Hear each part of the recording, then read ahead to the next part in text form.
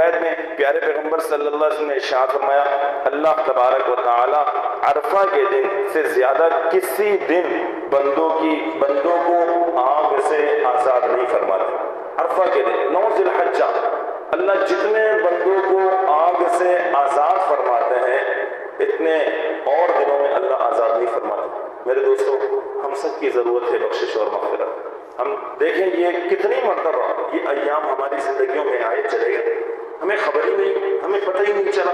یہ ایام تو بڑے قیمتی ایام تھے, اس کی گھڑیاں تو بڑی قیمتی گھڑیاں تھیں, اسے تو بڑے سوچ سمجھ کر گزارنی تھی. ہم نے کیا کیا, ان ایاموں کو منڈی کی زینت کر دی.